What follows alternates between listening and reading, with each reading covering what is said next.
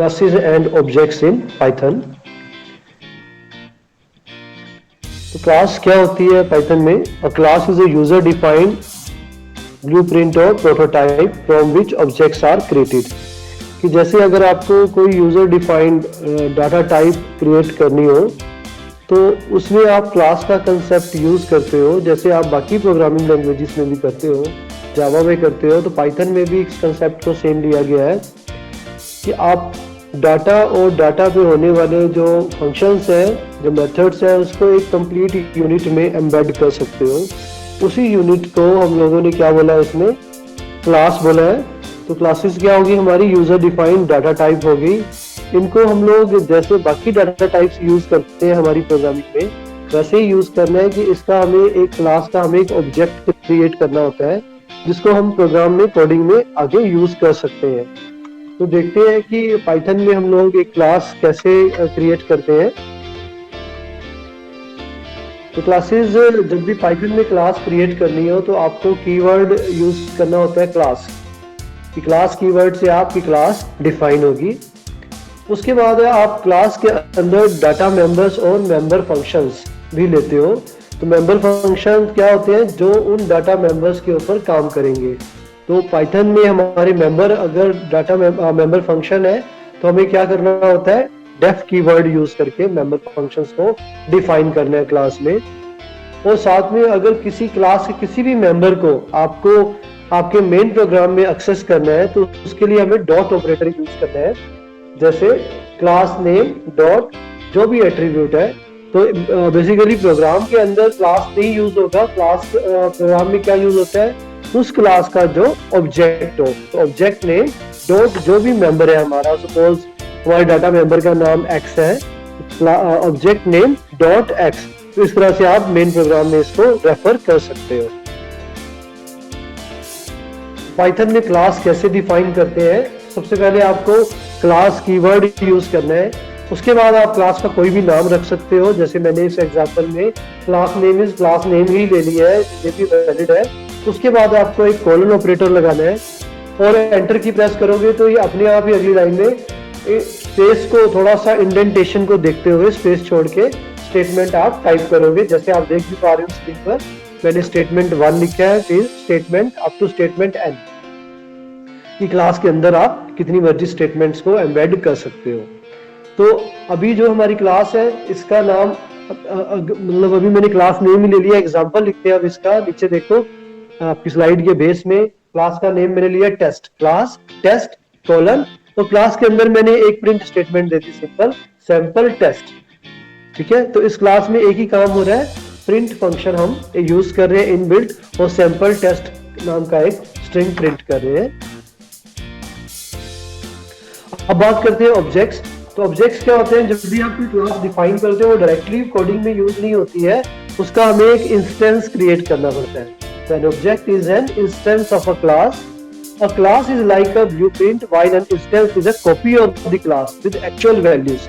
ठीक है, कि जैसे आपने क्लास डिफाइन की टेस्ट, तो आपको इसका एक ऑब्जेक्ट क्रिएट करना होता है। सपोज उसका नाम आप T1 T2 कुछ भी नाम रख सकते हो। एक क्लास के आप जितने मर्जी ऑब्जेक्ट्स एज पर रिक्वायरमेंट आप क्रिएट कर सकते हो। एग्जांपल देखिए आप लोग, क्लास का ऑब्जेक्ट कैसे क्रिएट करते हैं। मैंने क्लास लिए, क्लास कीवर्ड है, साथ में क्लास का नाम रखा है टेस्ट कोलन। इसमें एक डाटा मेंबर ले लिया मैंने ए, उसको इनिशियलाइज कर दिया 5। अब इसी क्लास में मैंने एक MSG नाम का एक फंक्शन डिफाइन किया है, जिसके अंदर मैंने जो ए है हमारा उसको मैंने प्रिंट किया है। मैसेज में मैंने एक्स पास किया। आप यहाँ पे कोई भी एक स्ट्रिंग लिख सकते हो। तो ये आपका पाइथन का जब भी आप कुछ यूज करते हो, फंक्शंस यूज करते हो, तो यूजली यहाँ पे आप कोई भी, जैसे मैंने एक्स लिया है तो कुछ एक लोग इसमें टेम्प या कुछ ऐसे वर्ड्स यूज करते हैं। तो आप कोई मर्जी स्ट्रिंग ले लो, सभी वैलिड है इसमें। अब नीचे मेन प्रोग्राम में आ जाओ, मैंने टी नाम का ऑब्जेक्ट क्रिएट किया है, T is equal to test. तो ये रूल है, जब भी आपको किसी क्लास का ऑब्जेक्ट क्रिएट करना हो, object name is equal to class name, साथ में एक एम्प्टी ब्रैकेट आपको लगानी है। तो इससे क्या होगा? टी नाम का एक ऑब्जेक्ट क्रिएट हो जाएगा। क्लास का नाम क्या है? यहाँ पे टेस्ट है, और ऑब्जेक्ट का नाम क्या है? टी। अब टी है, टी के अंदर हमारा MSG फंक्शन है। MSG फंक्शन को अगर कॉल करना है तो हमें क्या लिखना पड़ेगा, t.msg। तो ये क्या करेगा, MSG फंक्शन को कॉल करेगा। MSG की बॉडी में हमने क्या किया, जो पासिंग पैरामीटर है a है उसको हमने प्रिंट कर दिया। उसके बाद है एक्सेसिंग ऑब्जेक्ट वेरिएबल्स। तो अब देखो इसको हम यूज करके देखते हैं कि डाटा मेंबर्स को, क्लास का नाम मैंने फिर से टेस्ट लिया है, ए में मैंने एक स्ट्रिंग टाइप कर दिया हेलो, ठीक है। अब मैंने एक फंक्शन लिया है जिसका नाम मैंने फंक्शन ही रख लिया है। तो फंक्शन कोई कीवर्ड नहीं है, फंक्शन का नाम आप फंक्शन रख सकते हो। तो पासिंग पैरामीटर यहाँ पे मैंने सेल्फ लिखा है। काफी जगह लोगों ने सेल्फ भी लिखा होता है, जैसे मैंने लास्ट एग्जांपल में एक्स लिखा था। उसके बाद हमने दिया है प्रिंट। प्रिंट में दिया है this is a message inside the class. अगर ये फंक्शन कॉल होगा तो ये मैसेज प्रिंट होगा। अब मेन प्रोग्राम में आ जाओ, मैंने एक ऑब्जेक्ट क्रिएट किया है। ऑब्जेक्ट का नाम क्या रखा है, object X is equal to class name, क्योंकि यहाँ क्लास नेम क्या है, टेस्ट है। Object X is equal to test. तो इससे क्या होगा, ऑब्जेक्ट एक्स नाम का जो ऑब्जेक्ट है ये क्रिएट हो जाएगा।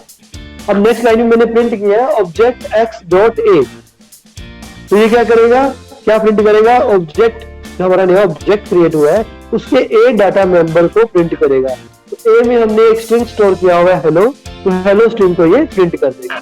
तो यहाँ पर्पस क्या है कि डाटा मेंबर्स को अगर आपको मेन प्रोग्राम में एक्सेस करना है, यूज करना है, आपको क्या करना है, object name dot data member name. यह डाटा मेंबर नेम क्या हमारा ए है।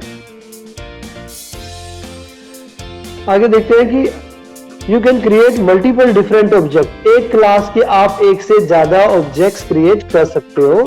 You can create multiple different objects that are of the same class, have the same variables and functions defined. However, each object contains independent copy of the variables defined in the class. जैसे हमारा इसमें एक हमने आप example देखिए, एक class वही वाला एग्जांपल है जो भी लास्ट टाइम किया था अभी थोड़ी देर पहले। क्लास ले लिया टेस्ट, इसमें एक स्ट्रिंग दे दिया हेलो, और फंक्शन में मैंने क्या किया है, एक जस्ट एक स्टेटमेंट छोड़ दिया, this is a message inside the class. अब हम मेन प्रोग्राम में आ जाओ, मैंने दो ऑब्जेक्ट क्रिएट किए हैं, ऑब्जेक्ट एक्स और ऑब्जेक्ट वाई, दोनों ही टेस्ट क्लास के, यानी टेस्ट क्लास के दो इंस्टेंस हो गए, ऑब्जेक्ट एक्स और ऑब्जेक्ट वाई। अब मैंने किया object Y dot A is equal to word कर दिया। देखो दो ऑब्जेक्ट्स है, ऑब्जेक्ट एक्स है और एक ऑब्जेक्ट वाई है, दोनों के पास ही ए है क्योंकि दो कॉपीज क्रिएट हुई है। यानी एक का नाम क्या है ऑब्जेक्ट एक्स डॉट ए, दूसरे का नाम क्या है ऑब्जेक्ट वाई डॉट ए। तो मैंने क्या किया, जो वाई का जो ए है उसको मैंने नया स्ट्रिंग दे दिया वर्ड। तो ये क्या करेगा, पहले वाले स्ट्रिंग को ओवरराइट कर देगा। उसके बाद मैंने प्रिंट में दिया ऑब्जेक्ट एक्स डॉट ए, दूसरे प्रिंट में दिया ऑब्जेक्ट वाई डॉट ए। तो पहली प्रिंट की स्टेटमेंट क्या करेगी, एक्स ऑब्जेक्ट एक्स का जो ए है क्योंकि उसको ओवरराइट नहीं किया, वो हमारे फंक्शन और क्लास में क्या डिफाइंड है हेलो, तो आउटपुट क्या जनरेट होगी, हेलो जनरेट होगी। और दूसरे को ऑब्जेक्ट वाई के जो ए है हमने मेन प्रोग्राम में उसको क्या कर दिया था, वर्ड कर दिया था, तो इसकी आउटपुट क्या जनरेट होगी, वर्ड।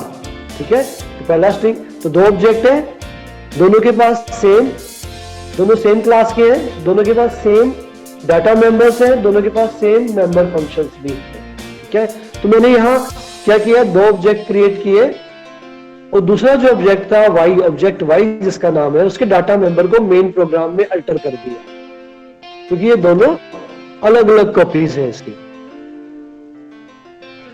उसके बाद है हम एक्सेसिंग ऑब्जेक्ट फंक्शन। फंक्शंस जो हमारी क्लास के फंक्शंस हैं, इनको अगर मेन प्रोग्राम में एक्सेस करना हो, तरीका वही है object name dot function name. Example देखिए आप स्क्रीन पर, क्लास टेस्ट, मैंने एक वेरिएबल लिया जिसमें एक स्ट्रिंग स्टोर कर दिया हेलो, और एक फंक्शन ले लिया है जिसका नाम मैंने फंक्शन ही लिखा, उसके अंदर मैंने दिया this is a message inside the class. अब मेन प्रोग्राम में मैंने एक ऑब्जेक्ट क्रिएट किया जिसका नाम रखा है object X is equal to test. तो टेस्ट क्लास का हमने एक ऑब्जेक्ट क्रिएट कर लिया जिसका नाम क्या है, ऑब्जेक्ट एक्स है। अब मैंने लिखा ऑब्जेक्ट एक्स डॉट फंक्शन। तो ऑब्जेक्ट एक्स में हमारी दो चीजें हैं, एक तो ए है और एक फंक्शन है, एक डाटा मेंबर है और एक मेंबर फंक्शन है। तो object x dot function call किया, तो फंक्शन की बॉडी में जो लिखा हुआ है this is the message inside the class, ये हमारी आउटपुट में आ जाएगा। तो ये था एक्सेसिंग ऑब्जेक्ट फंक्शंस कि आप ऑब्जेक्ट के फंक्शंस को कैसे एक्सेस कर सकते हो। साथ में कुछ डेफिनेशंस हैं जो हमारी क्लासेस से रिलेटेड है। पहली डेफिनेशन है इनहेरिटेंस। इनहेरिटेंस क्या होता है हमारा, जब भी आप एक क्लास, एक बेस क्लास से और क्लासेस जनरेट डिराइव करते हो तो इस कंसेप्ट को हम क्या बोलते हैं, इनहेरिटेंस बोलते हैं। इससे फायदा क्या होता है कि मान लो एक क्लास में आपने एक मेथड लिखा, ठीक है, और वो मेथड आपका दूसरी क्लास में भी आप यूज करना चाहते हो, तो उसको रीडिफाइन या दोबारा से लिखने की बजाय आपको क्या करना चाहिए, वो क्लास को अपनी नई क्लास में इनहेरिट कर लेना चाहिए। तो इनहेरिटेंस एक प्रॉपर्टी है जो बेस क्लास के डाटा मेंबर और मेंबर फंक्शंस को डिराइव्ड क्लास से मैप कर देती है। तो आप using derived class base class के मेंबर फंक्शंस को भी एक्सेस कर सकते हो। तो ये क्या करता है, हमारी कैपेबिलिटी बढ़ाता है। कौन सी कैपेबिलिटी बढ़ाता है ये, इनहेरिटेंस कोड रीयूजेबिलिटी को, कि कोड आपने बेस क्लास के लिए लिखा था, जितनी मर्जी चाइल्ड क्लास में आप इनको इनहेरिटेंस के कंसेप्ट को यूज करके कर सकते हो। नेक्स्ट डेफिनेशन है हमारी पॉलीमॉर्फिज्म। जब एक चीज, कोई भी एक चीज है जो एक से ज्यादा फॉर्म्स रखती हो तो उसको हम क्या बोल देते हैं, पॉलीमॉर्फिज्म। जैसे एग्जांपल के तौर पे इनबिल्ट पॉलीमॉर्फिक फंक्शंस है हमारे पाइथन में। एक len नाम का फंक्शन है जो स्ट्रिंग की लेंथ को भी कैलकुलेट करता है और लिस्ट के डाटा मेंबर्स को गिन के काउंट भी बताता है। मैंने एग्जांपल लिखा है स्क्रीन पर, len प्रिंट len हेलो। तो हेलो स्ट्रिंग की जो लेंथ है ये भी आउटपुट में भेजेगा ये, और दूसरी आउटपुट में मैंने दिया प्रिंट len और एक लिस्ट सप्लाई कर दिया 10, 20 और 30। तो ये बताएगा कि लिस्ट में कितने डाटा मेंबर है। तो इसका मतलब लेंथ की एक से len फंक्शन की एक से ज्यादा फॉर्म्स हो गई। इसके बाद एक प्रॉपर्टी और है इसमें, एनकैप्सुलेशन। एनकैप्सुलेशन होता है कि जब आप कुछ चीजों को एक ही जगह पे बंद करके एक कैप्सूल टाइप बना देते हो। जैसे हमारी क्लास है, क्लास क्या है, इसके अंदर डाटा मेंबर्स भी हैं और मेंबर फंक्शंस भी हैं। डाटा मेंबर्स हैं, उनपे जो भी ऑपरेशन परफॉर्म होना है उससे रिलेटेड जो भी फंक्शन है उनको एक ही जगह इकट्ठा किया जाता है। उसको हम क्या बोल देते हैं कि एक क्लास के अंदर डाल दिया, यानी कैप्सुलेट कर दिया, एक जगह पे जोड़ के रख दिया, एक क्लास के साथ जोड़ दिया। इस प्रोसेस को हम क्या बोलते हैं, एनकैप्सुलेशन बोलते हैं। ठीक है, एनकैप्सुलेशन क्या मतलब क्या होगा, जैसे आप एक वैसे भी एक कैप्सूल्स वगैरह आपको पता ही है, मेडिसिन से रिलेटेड है, तो कैप्सुलेट की होती है मेडिसिन उसके अंदर। जब भी आप वो कैप्सूल देखते हो आपको उसकी इंटरनल डिटेल्स नहीं पता लगती कि उसमें कौन सी मेडिसिन है, उसका क्या टेस्ट है। ठीक है, आप कैप्सूल को जैसे भी इनहेल करते हो तो आपको अपनी प्रॉपर्टीज आपकी बॉडी में छोड़ने लग जाता है। तो इससे क्या होगा, हमारी नेक्स्ट प्रॉपर्टी से जुड़ी है डाटा एब्स्ट्रैक्शन की। स्पेलिंग मिस्टेक हो गया थोड़ा सा, डाटा एब्स्ट्रैक्शन। डाटा एब्स्ट्रैक्शन क्या है कि इंफॉर्मेशन जब हम हाइड करते हैं, एब्स्ट्रैक्ट करते हैं, तो encapsulation leads to data abstraction. तो अभी आज इस वीडियो में इतना ही है। नेक्स्ट में हम लोग देखेंगे कि इनहेरिटेंस का कंसेप्ट है वो पाइथन में हम लोग कैसे यूज कर सकते हैं, और इनहेरिटेंस क्या होती है वो तो डिस्कस हो चुका है। साथ में ही कंस्ट्रक्टर्स का टॉपिक करेंगे।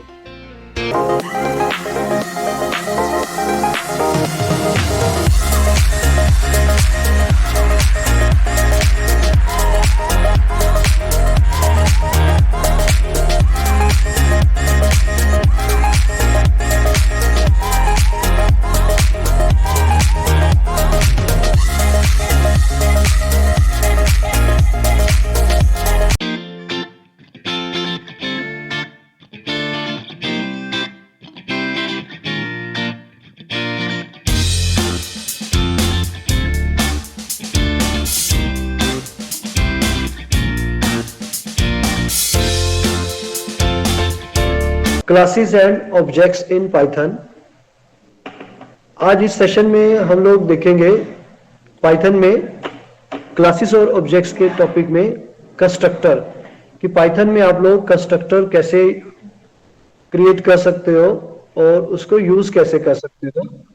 तो कंस्ट्रक्टर क्या होते हैं, हमारे किसी भी क्लास के फंक्शन होते हैं जो जिनको हमें अलग से कॉल नहीं करना पड़ता। जब भी आप उस क्लास का ऑब्जेक्ट क्रिएट करोगे तो वो फंक्शन अपने आप एग्जीक्यूट हो जाते हैं।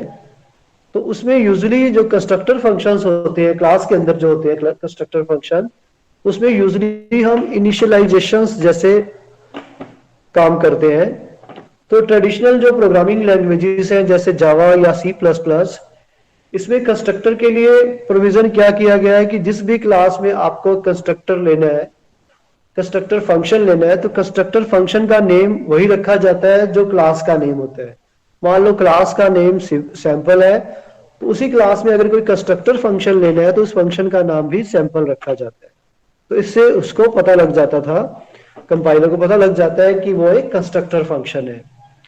लेकिन पाइथन में इसके लिए थोड़ा अलग प्रोविजन है। वो कैसे है कि पाइथन में हम लोग कंस्ट्रक्टर को कैसे क्रिएट करेंगे वो देखते हैं।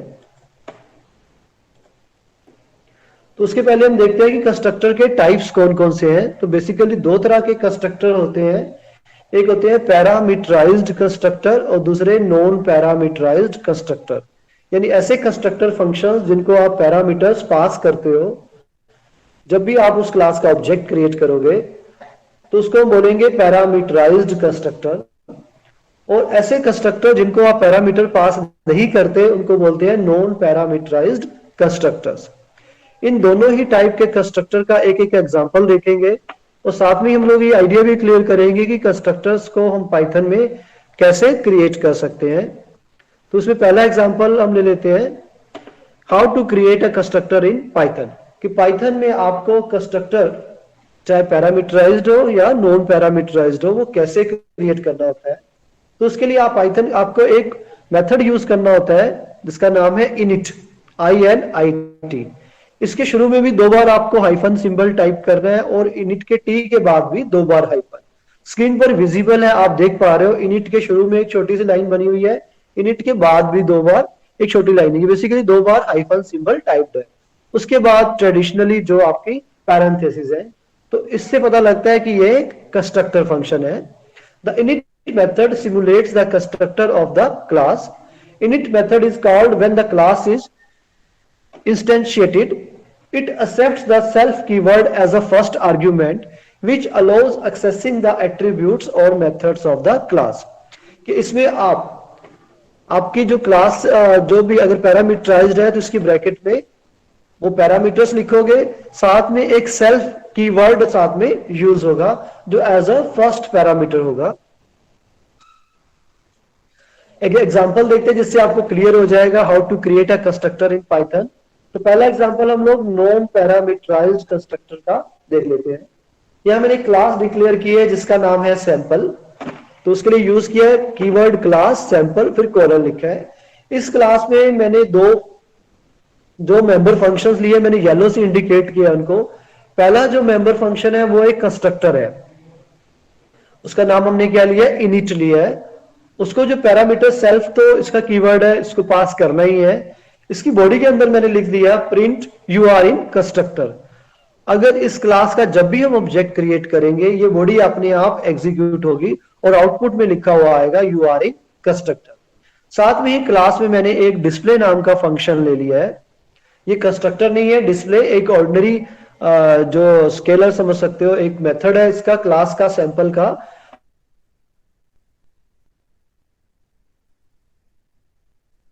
मैंने एक डिस्प्ले मेथड लिखा, उसको दो पैरामीटर है, एक सेल्फ तो है ही है, साथ में मेन जो पैरामीटर है वो है क्या है हमारा नेम।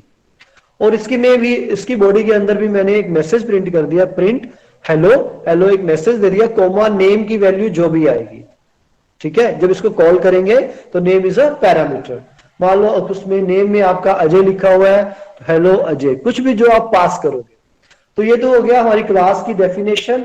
और उसमें दो फंक्शंस लिए हैं, पहला हमारा क्या है कंस्ट्रक्टर और दूसरा क्या है एक हमने अलग से फंक्शन ले लिया display to print message any message. अब मेन प्रोग्राम में आ जाओ नीचे, सेकंड लास्ट लाइन देखो, मैंने एक ऑब्जेक्ट क्रिएट किया है, ऑब्जेक्ट का नाम लिया है SOBJ।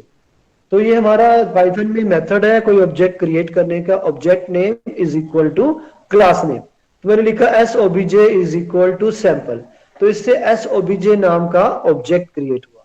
जैसे ही ये ऑब्जेक्ट क्रिएट होगा सैंपल क्लास का जो कंस्ट्रक्टर है ये रन हो जाएगा। तो आपकी स्क्रीन पर ये लिखा हुआ आएगा you are in constructor.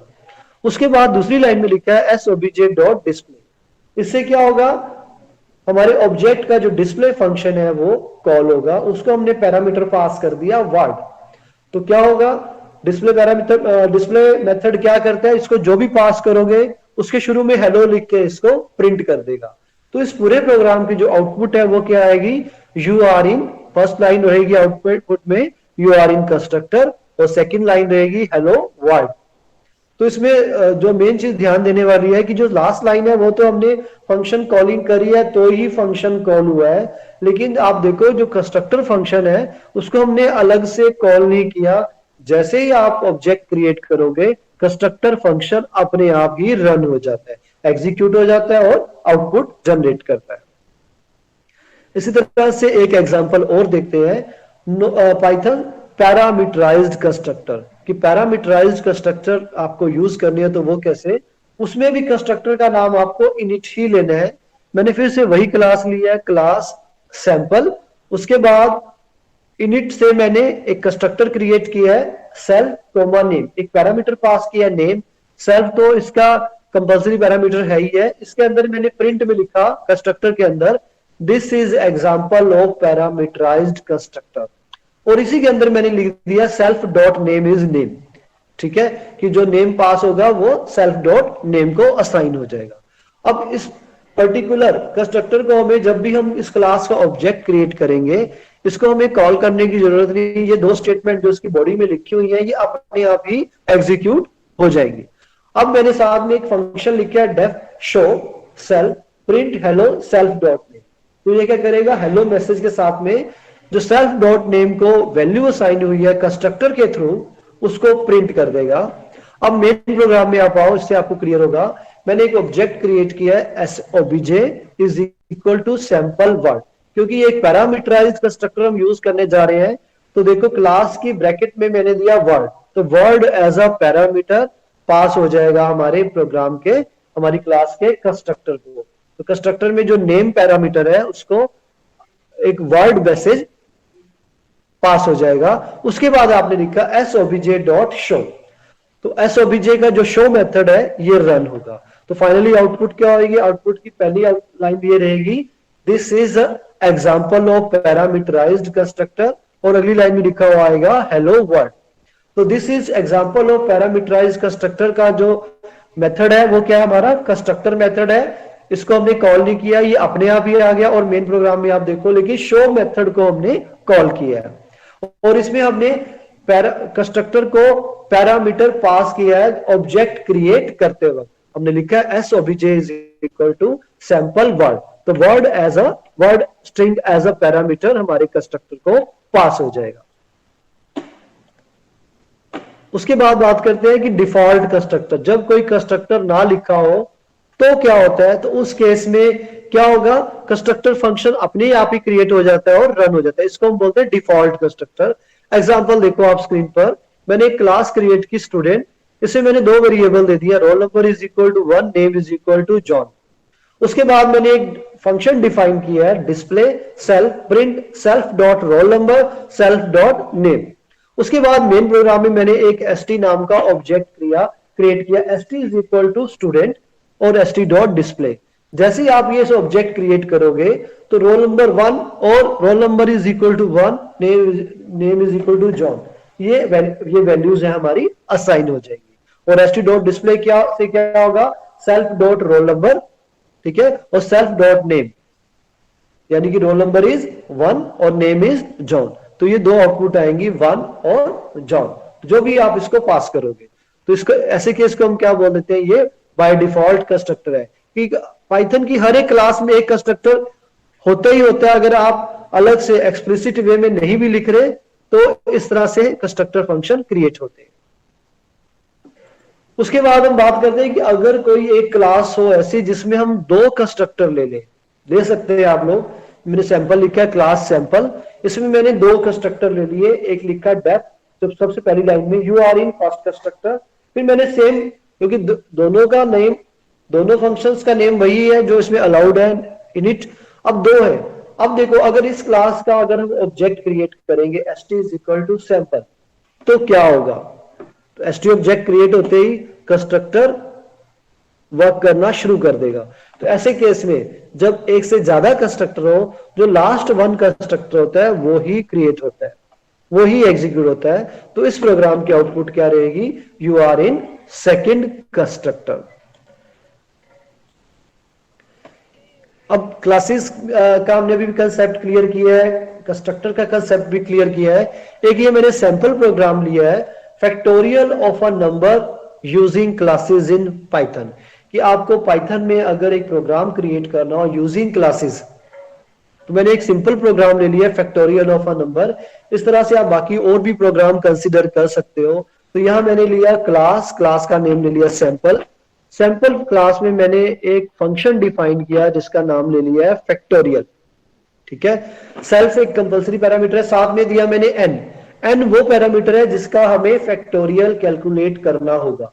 N की वैल्यू जब हम इस क्लास का ऑब्जेक्ट क्रिएट करेंगे, ऑब्जेक्ट के थ्रू जब फैक्टोरियल फंक्शन को कॉल करेंगे, तो जो वैल्यू पास होगी वो एन को मिलेगी। ठीक है, फैक्टोरियल की बॉडी के अंदर मैंने लॉजिक वही दिया है, I is equal to 1। Factorial की जगह यहाँ जल्दी जल्दी में मैंने शायद टेबल ऑफ अ नंबर का लॉजिक ले लिया है, तो इसको आप थोड़ी करेक्शन कर लेना। तो ये table of a number basically generate करेगा। तो यहां पे हमने क्या किया, while i is equal to 1, while i is less than और इक्वल टू 10।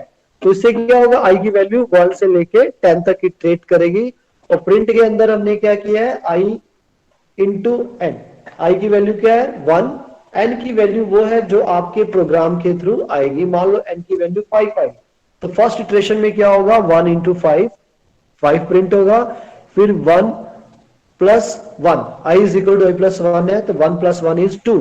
फाइल लूप चलता रहेगा जब तक i की वैल्यू 10 नहीं हो जाती। अब मेन प्रोग्राम में आ जाते हैं। मेन प्रोग्राम में मैंने s1 नाम का एक ऑब्जेक्ट क्रिएट कर दिया है सैंपल क्लास का। तो s1 is equal to sample. उसके बाद एक प्रिंट स्टेटमेंट दिया, प्रिंट एंटर अ नंबर।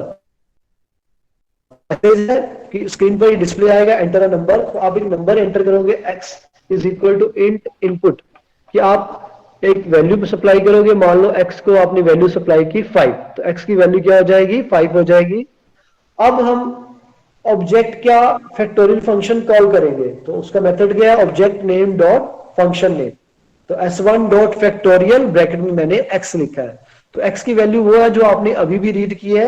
मान लो आपने 5 रीड किया, s1 डॉट फैक्टोरियल ब्रैकेट में क्या आ गया 5। तो ये वैल्यू हमारे फैक्टोरियल फंक्शन में n को कॉपी हो जाएगी। तो 5 का जो टेबल है आप प्रिंट कर पाओगे। तो ये था हमारा टेबल ऑफ अ नंबर। अगर फैक्टोरियल भी करना हो तो इसमें माइनर से आपको चेंजेस करने हैं, वो आप करके प्रैक्टिस कर सकते हो, या हमारे अगले सेशन में हम लोग उसको कवर कर लेंगे।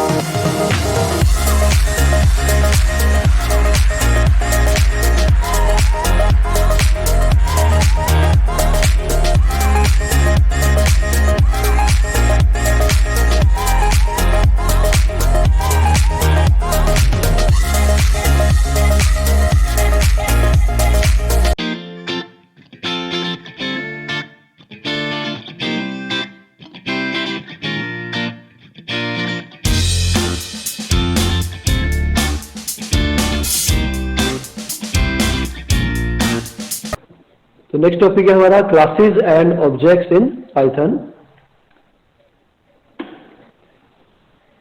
तो हमारा टॉपिक है इसमें पाइथन इनहेरिटेंस, कि इनहेरिटेंस क्या होती है और पाइथन में हम लोग इनहेरिटेंस को कैसे इंप्लीमेंट कर सकते हैं। तो इनहेरिटेंस क्या है कि जब भी आप कोई क्लास डिफाइन करते हो, उसमें आप कुछ मेथड्स वगैरह लिखते हो, तो अगर आप उसी प्रोग्राम में एक क्लास और डिफाइन करो और जो क्लास आपने पहले डिफाइन करी है उसके मेथड्स आपको नई क्लास में विजिबल हो, तो इस प्रोसेस को हम लोग क्या बोल देते हैं, इनहेरिटेंस बोलते हैं। कि जब भी एक डिराइव्ड क्लास एक बेस क्लास को इनहेरिट करती है, जैसे एग्जांपल के तौर पे बेस को हम लोग कई बार पेरेंट क्लास भी बोलते हैं और डिराइव्ड क्लास को हम लोग चाइल्ड क्लास भी बोलते हैं। तो जब भी एक चाइल्ड क्लास एक पेरेंट क्लास के प्रॉपर्टीज को इनहेरिट करे तो इस प्रोसेस को क्या बोलते हैं, इनहेरिटेंस बोलते हैं। और पेरेंट क्लास को क्या बोलेंगे, बेस क्लास टेक्निकल टर्म में, और चाइल्ड क्लास को बोलेंगे डिराइव्ड क्लास। तो इसका एक ब्लॉक डायग्राम है, देखो मैंने दो ब्लॉक्स बनाए हैं, बेस क्लास और डिराइव्ड क्लास। तो आपने बेस क्लास क्रिएट की और डिराइव्ड क्लास एक क्रिएट की। बेस क्लास के अपने मेथड्स हैं, अपने फंक्शंस हैं, कुछ फंक्शनैलिटी है उसकी, और डिराइव्ड क्लास की अपनी फंक्शनैलिटी है। अगर आप इसको इनहेरिटेंस के साथ इन दोनों को कनेक्ट कर दोगे तो जो डिराइव्ड क्लास है हमारी उसमें अपनी प्रॉपर्टीज तो है ही है, साथ में वो बेस क्लास की प्रॉपर्टीज को भी इनहेरिट कर लेती है।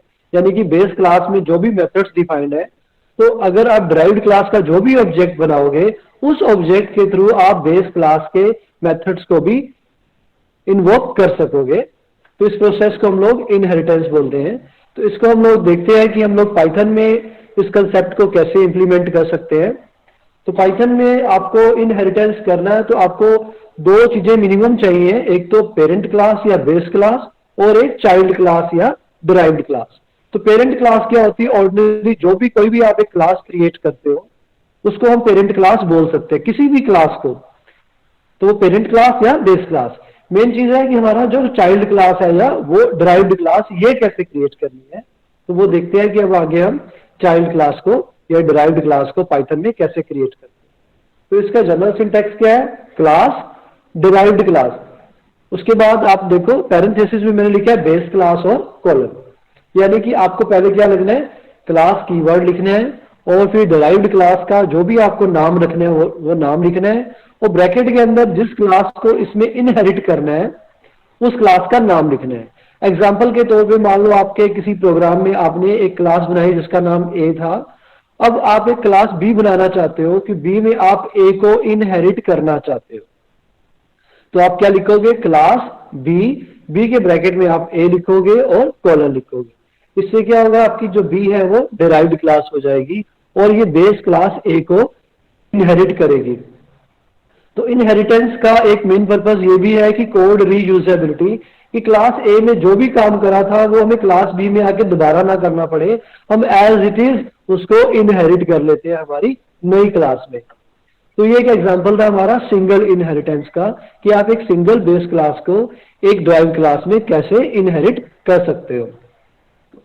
एक एग्जांपल प्रोग्राम देखते हैं पाइथन में इनहेरिटेंस का, कि मान लो मैंने एक क्लास डिफाइन की क्लास ए, इसमें मैंने एक मैसेज msg नाम का एक फंक्शन लिख दिया जिसमें एक सिर्फ हेलो मैसेज मैंने प्रिंट किया है। फिर उसके बाद मैंने क्लास बी डिफाइन की है, देखो मैं लिखा है क्लास बी के ब्रैकेट में लिखा है ए। इससे क्या होगा, क्लास बी की अपनी बॉडी भी है, अपने मेथड भी है, लेकिन आपने क्लास ए को भी इसमें इनहेरिट कर लिया। और क्लास बी में हमने एक मैसेज नाम का एक फंक्शन लिखा है जिसमें मैंने एक स्ट्रिंग प्रिंट किया वर्ड। तो हमारी इसमें दो क्लासेस होगी, क्लास ए और क्लास बी। क्लास ए क्या है, हमारी बेस क्लास है, और क्लास बी क्या है, हमारी डिराइव्ड क्लास है।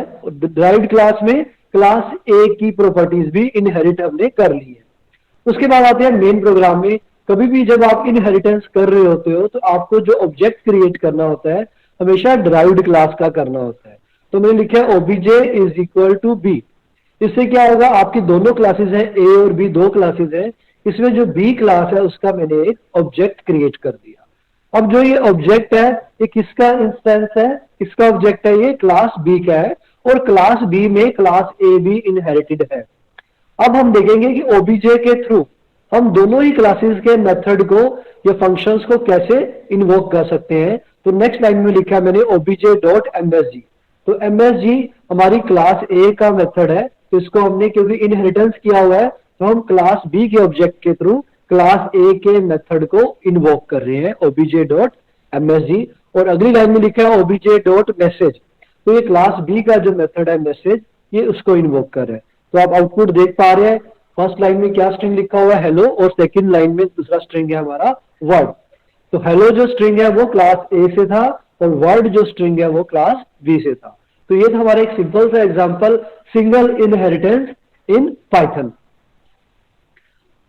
इसी तरह से आप मल्टी लेवल इनहेरिटेंस कर सकते हो। जैसे मान लो क्लास ए आपने ली बेस क्लास, क्लास ए को आपने क्लास बी में इनहेरिट कर लिया, और क्लास बी को आप क्लास सी में भी इनहेरिट कर सकते हो। इस तरह से आप जितने मर्जी डीप लेवल तक जा सकते हो। तो स्क्रीन पर मैंने 3 लेवल का इनहेरिटेंस दिखाया है कि क्लास ए है, एक ब्लॉक दिखाया हुआ है, क्लास ए है जो इसमें क्लास ए की बॉडी है, उसको क्लास बी में इनहेरिट किया है और क्लास बी को क्लास सी में इनहेरिट किया है। जब इस तरह की हियरार्की में आप इनहेरिटेंस करोगे तो उसको हम क्या बोलते हैं, मल्टी लेवल इनहेरिटेंस। इस केस में हमारी जो क्लास सी है हम लोग उसका ऑब्जेक्ट क्रिएट करेंगे।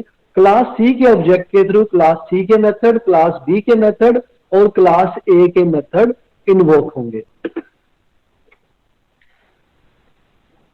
एग्जाम्पल के तौर पे आप देखो कि मैंने लिखा क्लास, जनरल सिंटैक्स है क्लास, क्लास 1, उसके बाद क्लास 2 में क्लास 1 मैंने इनहेरिट कर लिया है। फिर थर्ड लाइन में लिखा है क्लास 3 और क्लास 2 को मैंने इसमें इनहेरिट कर लिया है।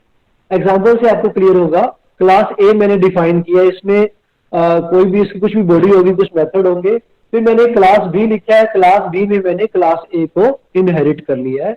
और फाइनली मैंने लिखा है क्लास सी में मैंने क्लास बी को इनहेरिट कर लिया। तो इससे क्या होगा, क्लास ए के जो मेथड है क्लास बी में भी आ जाएंगे, बी में इनहेरिट होके आ जाएंगे, और क्लास बी के जो मेथड है वो क्लास सी में।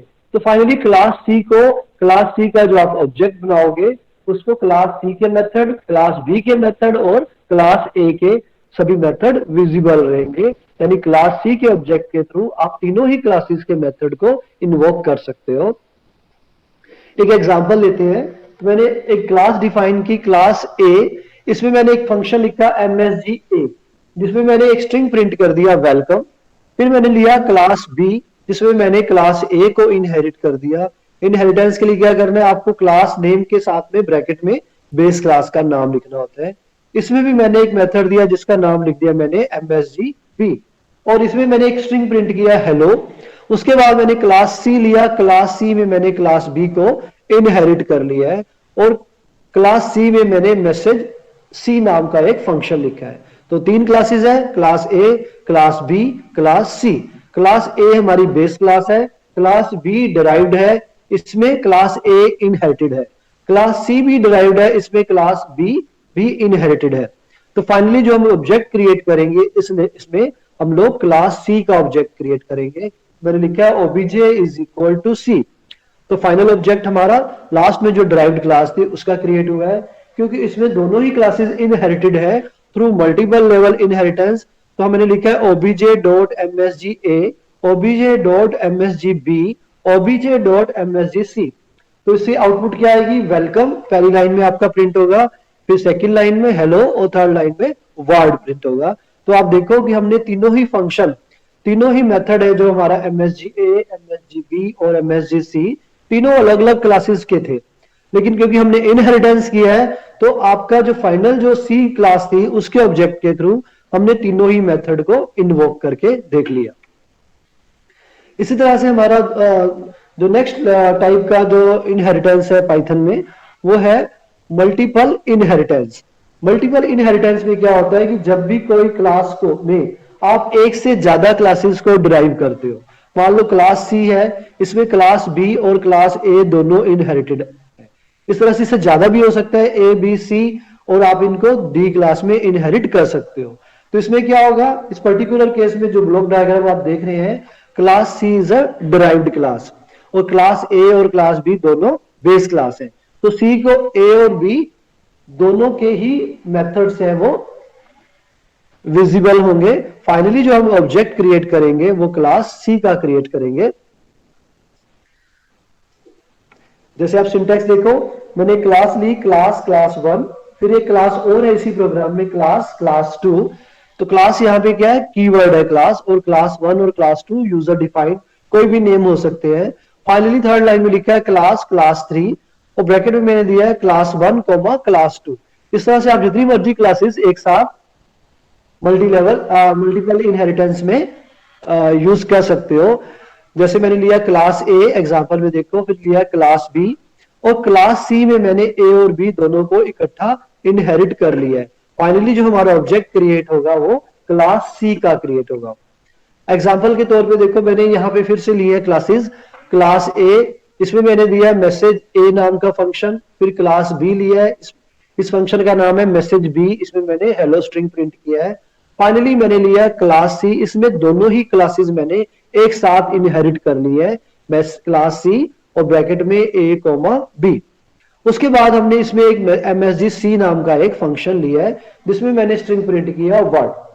और फाइनली जो हम ऑब्जेक्ट क्रिएट करेंगे, डिराइव्ड क्लास का क्रिएट करेंगे, तो उसमें लिखा है obj इज इक्वल टू सी।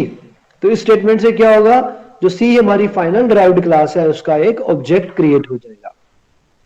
अब obj नाम का जो ऑब्जेक्ट है, आप इसके थ्रू तीनों ही क्लासेस के मेथड्स को इन्वोक कर सकते हो। यहां मैंने obj लिया है, obj एक शॉर्ट फॉर्म लिया ऑब्जेक्ट के लिए, आप कोई नाम मर्जी ले सकते हो जो बस कीवर्ड ना हो पाइथन का, XYZ जो मर्जी आप ले सकते हो। लेकिन जहां मैंने क्लास वर्ड लिखा है वहां पे आपको क्लास ही लिखना है, ये इसका कीवर्ड है, इसको एज इट इज लिखना है। तो पहली लाइन मैंने लिखी obj.msga, तो इससे क्या होगा, क्लास ए का जो मेथड है वो इन्वोक होगा। फिर मैंने लिखा obj.msgb, इससे क्लास बी का मेथड इन्वोक होगा। फिर लास्ट लाइन में लिखा है obj.msgc, इससे क्लास सी का मेथड इन्वोक होगा। तो देखो ऑब्जेक्ट तो सिर्फ क्लास सी का ही है, लेकिन ये सभी क्लासेस के मेथड को इन्वोक कर पा रहा है, क्योंकि यहाँ पे हमने मल्टीपल इनहेरिटेंस के साथ ए और बी दोनों क्लासेस को क्लास सी में इनहेरिट कर लिया था। उसके बाद है इसका एक क्लासेस से रिलेटेड जो इनबिल्ट मेथड होते हैं जिनको हम यूज कर सकते हैं किसी भी पर्पस के लिए।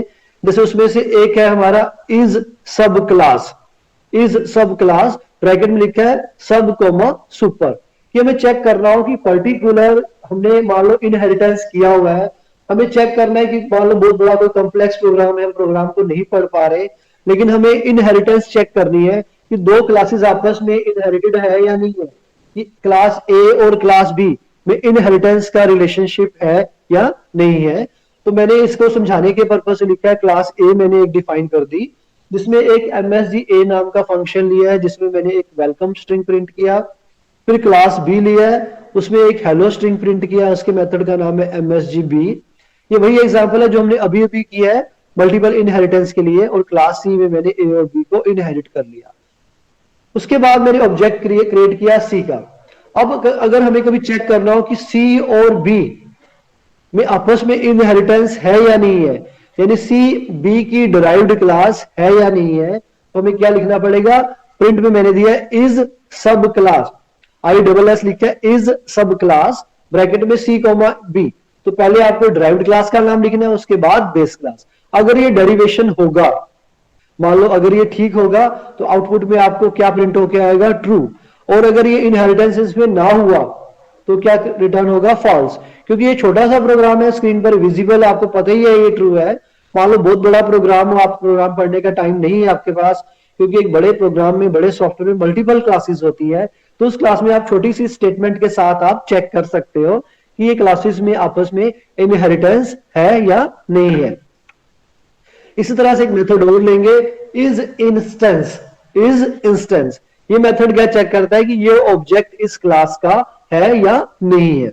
तो मैंने एग्जांपल के तौर पे लिया है क्लास ए, जिसमें मैंने एक मेथड डिफाइन किया msga, उसमें एक स्ट्रिंग प्रिंट किया वेलकम। एक क्लास बी ली है, उसमें मेथड लिया है मैसेज बी, और इसमें भी एक स्ट्रिंग प्रिंट किया हेलो।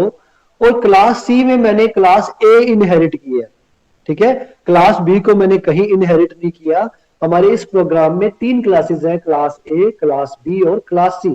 क्लास ए एक क्लास है, क्लास बी एक दूसरी क्लास है, और क्लास सी है जो हमारी, इसमें क्लास ए इनहेरिटेड है। उसके बाद फाइनली मैंने एक ऑब्जेक्ट क्रिएट किया जिसका, जो मैंने क्लास सी का बनाया। अब अगर हमें चेक करना हो कि जो ओबीजे ऑब्जेक्ट है इसका क्लास सी से, क्लास बी से या क्लास ए से कोई रिलेशन है, डायरेक्ट या इनडायरेक्ट, तो ओबीजे का रिलेशन सिर्फ किससे है, विजिबल भी है, क्लास सी से है और क्लास ए से है। ए से क्यों है, क्योंकि क्लास ए क्लास सी में इनहेरिटेड है। लेकिन ओबीजे का जो ओबीजे का कोई भी जो रेफरेंस है क्लास बी को नहीं जा रहा, तो हम क्या करेंगे, इसको चेक करके देखेंगे। प्रिंट में मैंने दिया है इज इंस्टेंस ब्रैकेट में लिखा ओबीजे कोमा बी।